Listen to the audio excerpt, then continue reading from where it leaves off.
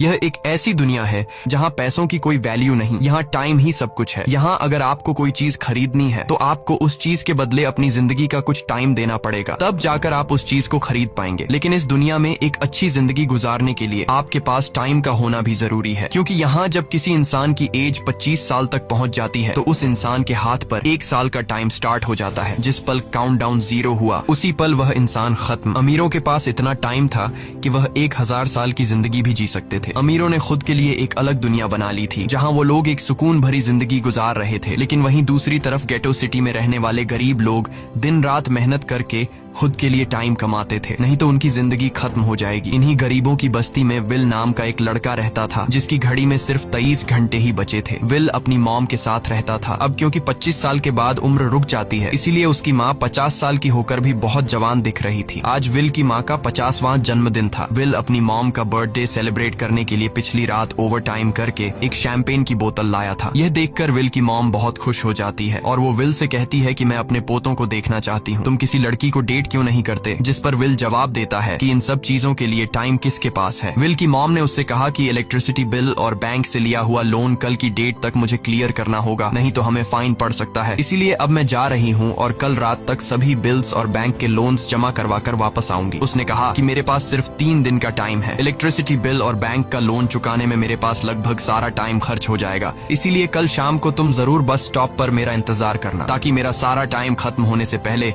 मैं तुमसे कुछ टाइम ले सकूं। इस पर विल ने कहा ठीक है, मैं टाइम पर पहुंच जाऊंगा। जाने से पहले विल की माँ विल के हाथ को छूकर उसकी बॉडी में 30 मिनट ट्रांसफर करती है ताकि विल अच्छा नाश्ता खरीद कर खा सके। इसके बाद दोनों अपने अपने काम पर निकल गए। रास्ते में विल के पास एक छोटी बच्ची आती है। वो विल को एक कैप्सूल देकर विल से उसका थोड़ा सा टाइम मांगती है। विल मुस्कुराते हुए उस छोटी बच्ची को कैप्सूल में अपनी जिंदगी का 5 मिनट का टाइम दे देता है और वह चली जाती है। यहाँ हमें पता चलता है कि यह लोग अपने टाइम को एक कैप्सूल में स्टोर भी कर सकते हैं, जिससे यह लोग कभी भी यूज और ट्रांसफर कर सकते हैं। इसके बाद विल काम के लिए फैक्ट्री पहुंच जाता है। काम शुरू करने से पहले वह कॉफी लेने जाता है, लेकिन वहाँ वह देखता है कि हर एक चीज का दाम डबल हो गया है। जहां पहले कॉफी 2 मिनट की मिलती थी, अब उसका प्राइस डबल होकर 4 मिनट हो चुका है। यहाँ पर कभी भी किसी चीज का भी दाम बढ़ा दिया जाता है बिना किसी अनाउंसमेंट के। ये बात विल को बहुत बुरी लगती है। मजबूरी में विल ने भी कॉफी के लिए अपनी जिंदगी के 4 मिनट पे किए और काम पर लग गया। दिन भर के काम के बाद रात के वक्त विल अपने दोस्त के साथ एक बार में जाता है। विल का दोस्त एक नंबर का शराबी था। वह हर वक्त शराब के नशे में टली रहता। विल का दोस्त विल को इशारे में बताता है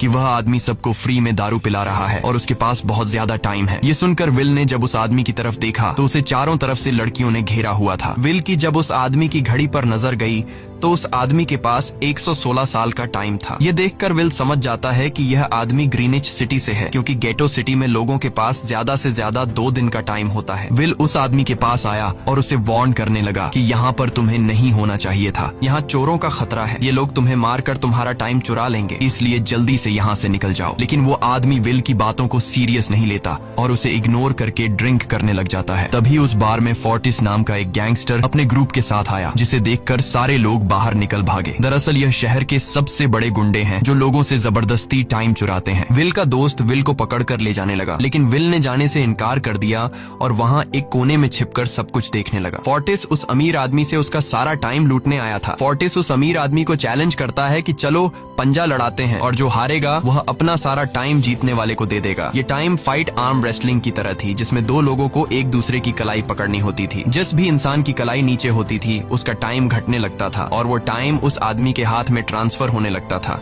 जिसकी कलाई ऊपर होती थी। इस तरह जीतने वाला इंसान सारा टाइम उस दूसरे आदमी से अपनी बॉडी में स्टोर करके उसे मार देता।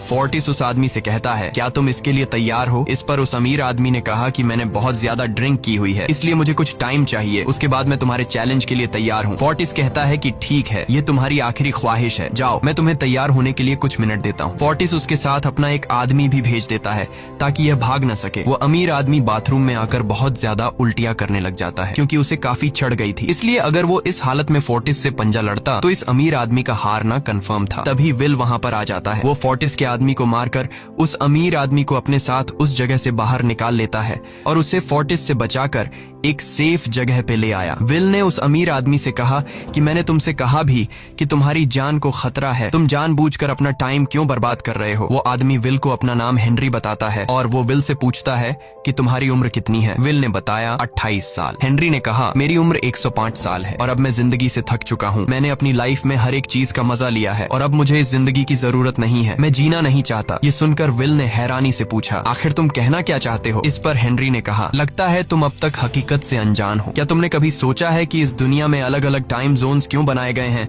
आखिर क्यों तुम्हारे टाइम जोन गेटो में किसी भी वक्त चीजों के दाम और टैक्स बढ़ा दिए जाते हैं? दरअसल महंगाई जानबूझकर बढ़ा दी जाती है ताकि गरीब लोग मरते रहें और उनकी मौत का फायदा ग्रीनविच टाइम जोन के अमीर लोगों को होता रहे। असल में ये सारा सिस्टम उन्हीं का बनाया हुआ है। जरा सोचो, वहाँ ग्रीनविच टाइम जोन में लोगों के पास जीने के लिए हजारों साल हैं, लेकिन यहाँ गेटो में तुम लोग हर रोज जीने के लिए मेहनत मजदूरी करते हो। ऐसा इसलिए है क्योंकि उन्होंने तुम्हें यह करने के लिए मजबूर किया है। वो लोग तुम लोगों को ज्यादा टाइम देना ही नहीं चाहते ताकि तुम लोग मजबूरी में उनके लिए काम करते रहो। वो लोग महंगाई बढ़ाकर तुम्हें ज्यादा से ज्यादा टाइम खर्च करने पर मजबूर करते हैं ताकि तुम्हारे टाइम से वो हमेशा की जिंदगी जी सकें। उन्होंने अपनी जिंदगी का हर एक दिन गरीबों की मौत से इकट्ठा किया है और मैं ऐसी जिंदगी बिल्कुल भी नहीं जीना चाहता जो किसी गरीब मजबूर इंसान की मौत से मिली हो। ये सब सुनकर विल समझ गया कि हेनरी बहुत ही नेक दिल इंसान है। हेनरी ने विल से आगे पूछा अगर तुम्हारे पास मेरे जितना टाइम होता तो तुम क्या करते? विल ने मुस्कुराकर कहा कि सबसे पहले मैं बार बार टाइम को देखना छोड़ देता, क्योंकि उस वक्त भी विल के पास सिर्फ 18 घंटे होते हैं। वो सोने से पहले, सोने के बाद, खाना खाते टाइम हर वक्त अपनी घड़ी देखता रहता है क्योंकि मुझे डर लगता है कि कहीं मेरा टाइम खत्म न हो जाए और मैं मर न जाऊं। विल कहता है कि मेरी मॉम घर संभालने के लिए बहुत ज्यादा मेहनत करती है। अगर मेरे पास तुम्हारी तरह इतना ज्यादा टाइम होता तो मैं अपनी मॉम के लिए ग्रीनविच सिटी में एक अच्छा घर खरीदता और हम दोनों वहाँ पर खुशी से जिंदगी गुजारते। इसके बाद विल ने हेनरी से कहा आज रात हमें यहीं रुकना होगा, सुबह तक खतरा टल जाएगा, तब तुम वापस अपने घर लौट जाना। इसके बाद ये दोनों सो जाते हैं। सुबह उठकर हेनरी देखता है कि विल अभी भी सो रहा है। वो विल के पास आता है और उसके पास जितना भी टाइम होता है वो सारा का सारा विल को ट्रांसफर कर देता है और अपने पास कुछ ही मिनट बचाकर एक ब्रिज के ऊपर जाकर बैठ जाता है। विल जब नींद से जागा तो उसने देखा कि हेनरी वहां से जा चुका है।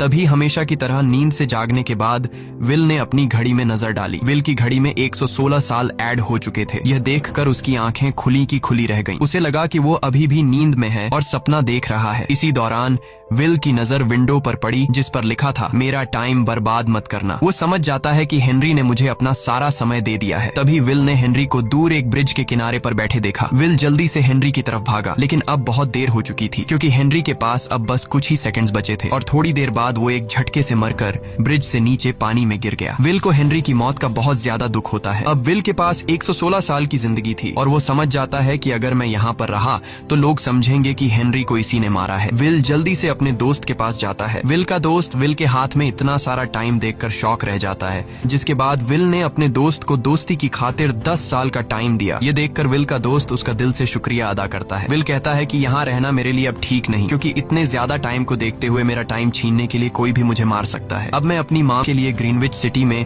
एक अच्छा सा घर खरीद सकता हूँ और वहाँ पर एक सेफ लाइफ गुजारूंगा। जिसके बाद विल अपने दोस्त को गुड बाय कहकर वहाँ से निकल जाता है और सीधा उस बस स्टॉप पर जाकर मॉम का इंतजार करने लगता है, जहाँ 2 दिन पहले उसकी मॉम ने उससे कहा था कि मैं इलेक्ट्रिसिटी का बिल और बैंक का लोन चुकाकर इस बस स्टॉप पर पहुंचूंगी। दूसरी तरफ विल की मॉम सारे लोन और बिल्स भरने के बाद घर लौटने के लिए बस में चढ़ी, पर तभी उसे पता लगा कि एक ही दिन में बस की टिकट के दाम डबल हो गए थे। पहले जहां टिकट 1 घंटे में आती थी वहीं अब प्राइस 2 घंटे हो गया था। ये देखकर विल की मॉम बहुत ज्यादा परेशान हो जाती है क्योंकि विल की मॉम के पास सिर्फ 1.5 घंटा बचा था। विल की मॉम बस ड्राइवर से रिक्वेस्ट करती है कि अगले स्टॉप पर मेरा बेटा उसे बाकी का टाइम दे देगा, लेकिन बस ड्राइवर ने साफ इनकार कर दिया और कहा कि अगर टाइम नहीं है तो फिर पैदल चली जाओ। लेकिन विल की मॉम को पता था कि अगला बस स्टॉप बहुत दूर है, अगर वह पैदल भी जाती है तो उसे पहुंचने में 2 घंटे लगेंगे। उस वक्त बस में ढेर सारे पैसेंजर्स सवार थे। विल की मॉम ने उनसे भी रिक्वेस्ट की पर किसी ने भी उनकी मदद नहीं की। इतने में ही बस वहां से निकल गई। विल की मॉम रेचल के पास ज्यादा टाइम नहीं बचा था, इसलिए वह दौड़ती हुई पैदल घर की तरफ भागने लगी। दूसरी तरफ विल अपनी मॉम के लिए फूलों का गुलदस्ता लिए बस स्टॉप पर उनका इंतजार कर रहा था, क्योंकि आज उसे अपनी मॉम का बर्थडे सेलिब्रेट करना था। बस जब उस स्टॉप पर पहुंची तो कई सारे पैसेंजर्स उतर आए, पर उनमें से विल की मॉम नहीं थी। विल यह देखकर परेशान हो जाता है और उसे समझ आ गया कि जरूर उसकी मॉम मुसीबत में है। वह उसी वक्त अपनी मॉम की तलाश में भागा। उधर रेचल के पास अब कुछ ही मिनट बचे थे। वह रास्ते में आने वाली गाड़ियों और लोगों के घरों का दरवाजा पीट पीट कर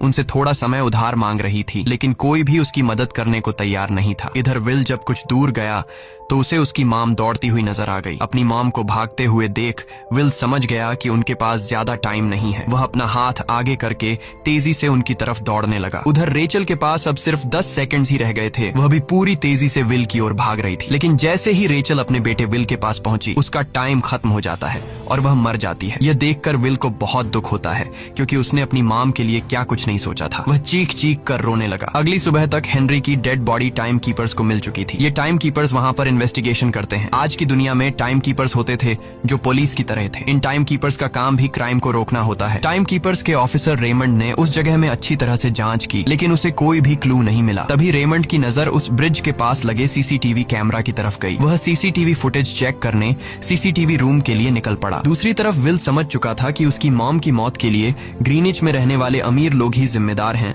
जिन्होंने गेटो शहर के लोगों को एक एक सेकंड का मोहताज बना दिया है। अब विल उनसे बदला लेने ग्रीनिच की तरफ निकल पड़ा और यहाँ से होती है असल कहानी शुरू। ग्रीनविच सिटी में एंटर होने के लिए विल को 1 साल का टाइम खर्च करना पड़ा और ग्रीनिच सिटी जा पहुंचा। वहाँ जब विल ने अमीर लोगों का लाइफस्टाइल देखा तो उसकी आंखें खुली की खुली रह गईं। वहाँ लोगों के पास इतना टाइम था कि वो लोग मरने का नाम तक भूल गए थे। यहाँ पर अमीर लोग के बॉडीगार्ड के पास भी 100 साल से भी ज्यादा का टाइम था। ये देखकर विल गुस्से से लाल हो जाता है, क्योंकि विल जिस शहर से आया था वहाँ पर लोगों के पास सिर्फ 24 घंटे की जिंदगी थी। विल वहाँ एक महंगे होटल में रुकता है। खाना खाते दौरान एक बहुत ही खूबसूरत लड़की विल को देखती है, जैसे उसे विल पसंद आ गया हो। दूसरी तरफ टाइम कीपर रेमंड हेनरी की मौत के वक्त का सीसीटीवी फुटेज चेक कर रहा था। तभी उसे फुटेज में विल दिखाई देता है। हालांकि कैमरा ने हेनरी को ब्रिज से गिरते हुए रिकॉर्ड नहीं किया था, लेकिन उस फुटेज में विल ब्रिज के पास खड़ा नजर आ रहा था, जिससे रेमंड को विल पर शक होने लगा। इसलिए रेमंड ने अपनी टीम को विल के बारे में जानकारी इकट्ठा करने को कहा। रिसर्च के दौरान टाइम कीपर्स को यह बात पता चल जाती है कि विल नाम का एक आदमी बहुत सारा टाइम खर्च करके ग्रीनविच सिटी में एंटर हो गया है, जिससे रेमंड को यह बात कंफर्म हो जाती है कि विल ने ही हेनरी को मारा है। रेमंड उसी वक्त अपनी टीम के साथ ग्रीनविच शहर की ओर रवाना हो गया। दूसरी ओर ग्रीनविच शहर में विल एक कैसीनो में आया, जहाँ कुछ अमीर लोग पोकर खेल रहे थे। विल भी उनके साथ बैठ जाता है। एक नए आदमी को देखकर ये लोग उस पर हंसने लगते हैं, लेकिन विल गैम्बलिंग में माहिर था।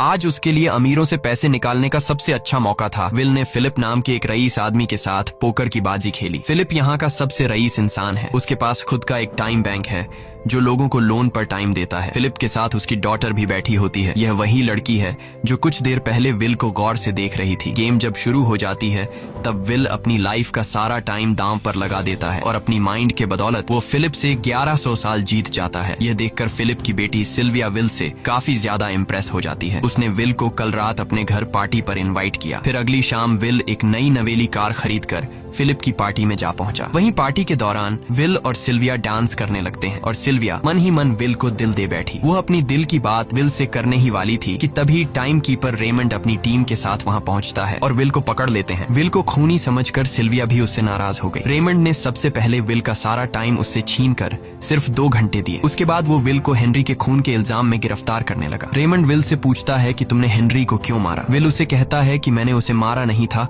बल्कि वो खुद जीना नहीं चाहता था, इसलिए उसने मुझे 116 साल दी और बाद में उसने खुद की जान ली। लेकिन रेमंड विल की बात पर यकीन नहीं करता। विल समझ जाता है कि रेमंड मुझे हेनरी के झूठे केस में फंसाकर उम्र भर कैद के लिए मुझे जेल में डाल देगा। इसलिए वह मौका देखते ही रेमंड के आदमियों को मारकर खुद को आजाद कर लेता है और उनकी बंदूक लेकर सिल्विया को बंदी बना लिया। सिल्विया को ढाल बनाकर विल उसे साथ लेकर भाग निकला और रेमंड और उसके आदमियों को चकमा देता हुआ वापस गेटो शहर आ पहुंचा। इस दौरान विल के पास टाइम काफी कम बचा था। उसने सिल्विया से कुछ टाइम उधार मांगा, लेकिन सिल्विया ने उसे 1 सेकंड भी देने से इनकार कर दिया, क्योंकि वह भी उसे हेनरी का खूनी समझ रही थी। इसलिए वो और तेजी से गेटो शहर की तरफ कार दौड़ाता है ताकि वहां पहुंचकर किसी से टाइम उधार ले सके। जल्दबाजी में उसका ध्यान आगे सड़क पर बिछी कंटीली तारों पर नहीं पड़ता, जिससे टकराते ही विल की कार ब्रिज से नीचे गिर जाती है। इस एक्सीडेंट में विल और सिल्विया बेहोश हो गए। असल में रास्ते में वह कांटे फोर्टिस और उसकी गैंग ने बिछाए थे। फोर्टिस ने देखा कि सिल्विया के पास 10 साल का टाइम था। वो सिल्विया का सारा टाइम चुरा कर वहां से निकल जाते हैं। इतने में ही विल और सिल्विया को होश आया। सिल्विया ने जब अपने हाथ की तरफ देखा तो वो परेशान हुई, क्योंकि उसके पास सिर्फ 30 मिनट ही बचे थे और विल के पास भी कुछ मिनट ही बचे थे। पर फिर भी उसने सिल्विया को अपने कुछ मिनट दिए, जिससे इन दोनों का टाइम बराबर हो गया। इसके बाद विल सिल्विया को लेकर जल्दी से अपने दोस्त के घर जाता है,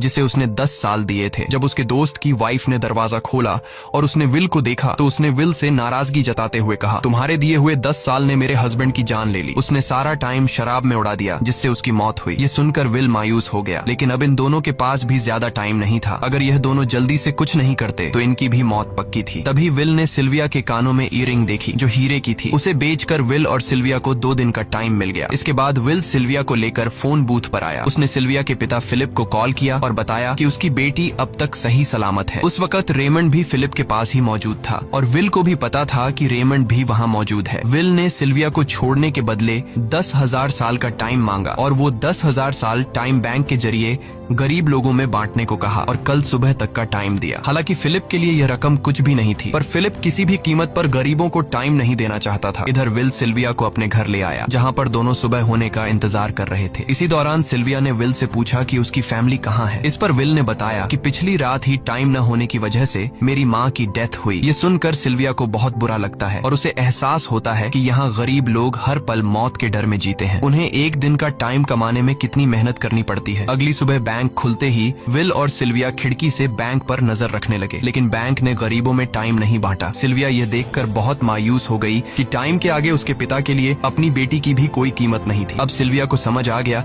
कि उसके पिता सिर्फ बिजनेसमैन नहीं है, बल्कि वो इस सिस्टम के हेड हैं। वो गरीब लोगों की मौत से अपनी जिंदगी के साल जमा करते हैं। सिल्विया को यूं मायूस देखकर विल ने उसे वापस घर भेजने का फैसला किया। वो उसे फोन बूथ पे ले आया और अपने पिता को कॉल करके अपने लिए मदद बुलाने को कहा। इस दौरान विल सिल्विया को वेपन भी दे देता है ताकि वो खुद की हिफाजत कर सके। इधर सिल्विया फोन पर अपने पिता से बात कर रही थी कि तभी टाइम कीपर रेमंड चुपके से वहां आ पहुंचा और विल पर गन तान दी। रेमंड विल पर गोली चलाने ही वाला था कि तभी सिल्विया ने रेमंड को देख लिया और घबराहट में रेमंड पर गोली चला दी। ये देख विल घबरा कर रेमंड के पास आया। हालांकि वो गोली रेमंड के हाथ को छू कर निकल गई थी। रेमंड के हाथ से बहुत खून निकल रहा था। विल ने रेमंड की घड़ी देखी। रेमंड के पास सिर्फ 2 घंटे बचे थे। दरअसल टाइम कीपर्स को भी सैलरी के तौर पर हर रोज 1 दिन का ही टाइम मिलता था। विल समझ गया कि जब तक रेमंड के पास उसके टीम वाले पहुंचेंगे तब तक रेमंड का ज्यादा खून बहने की वजह से उसकी मौत हो गई होगी। इसलिए विल रेमंड को 2 घंटे का टाइम देते हुए रेमंड की कार को लेकर वहां से निकल गया। रेमंड को गोली मारकर अब सिल्विया भी क्राइम लिस्ट में आ चुकी थी। हालांकि विल ने सिल्विया से कहा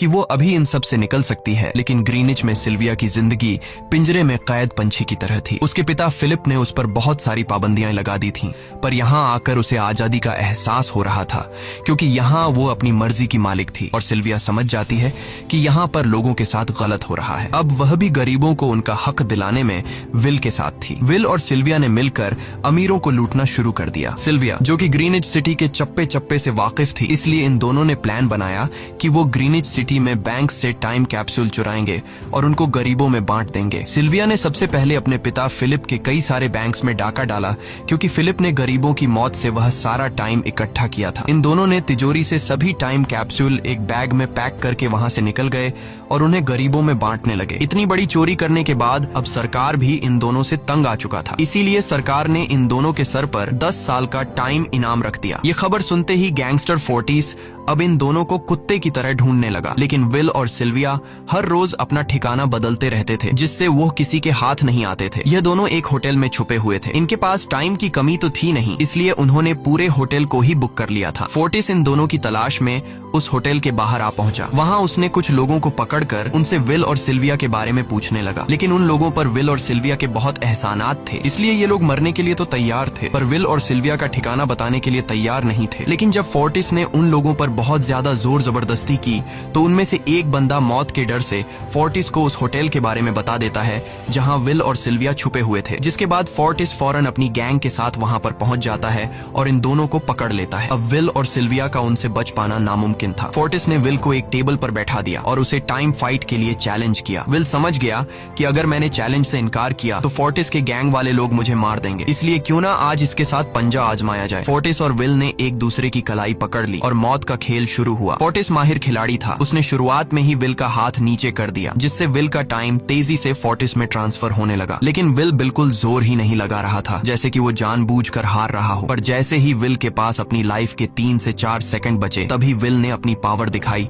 और एक झटके से फोर्टिस का हाथ नीचे कर दिया। फोर्टिस की आंखें खुली की खुली रह गईं। वो पूरा जोर लगाकर अपना हाथ ऊपर करने की कोशिश कर रहा था, लेकिन विल की ताकत के आगे वो ढीला पड़ चुका था। ये देख फोर्टिस के आदमियों का ध्यान फोर्टिस की घड़ी पर अटक गया। अब उनका बॉस मरने वाला था। इतने में ही मौका पाकर विल ने अपने जूते से गन निकाली और पलक झपकते ही फोर्टिस के सारे आदमियों को शूट कर दिया, क्योंकि अगर वो ऐसा नहीं करता तो वो लोग उसे मार देते। इसी के साथ फोर्टिस का टाइम 0 हो गया और वह भी मारा गया। विल और सिल्विया जल्दी से वहां से भाग निकले। इसी दौरान उन्होंने देखा कि अमीरों ने सारा खेल पलट दिया था। विल और सिल्विया ने गरीबों में जितना भी टाइम बांटा था, उसकी वैल्यू अब कुछ भी नहीं रही थी, क्योंकि अमीरों ने महंगाई के दर को कई गुना बढ़ा दिया था। यह देख विल हारा हुआ महसूस करने लगा और उसे लगा कि मैं कभी भी इन गरीबों को उनका हक नहीं दिला सकूंगा। उसने सिल्विया से कहा कि अब सब खत्म हो चुका है। अगर वो लोगों में 1000 साल भी बांट दें तो अमीर लोग महंगाई को और ज्यादा बढ़ा देंगे, जिससे लोगों की हालत कभी नहीं सुधर पाएगी। सिल्विया ने कहा कि कोई तो रास्ता होगा। इस पर विल ने कहा कि हमें लाखों साल चुराकर इन लोगों को देने होंगे, तब जाकर हम लोग महंगाई को कंट्रोल कर सकते हैं। हालांकि यह इतना आसान नहीं था, पर सिल्विया ने इसके लिए एक प्लान सोच रखा था। अगली ही सुबह जब फिलिप अपने बॉडीगार्ड्स के साथ ऑफिस पहुंचा, तभी सिल्विया वहां आई और उसने अपने पिता से कहा कि वो सरेंडर करना चाहती है। तब सारे गार्ड्स ने सिल्विया पर गन तान दी, लेकिन तभी वहां पीछे से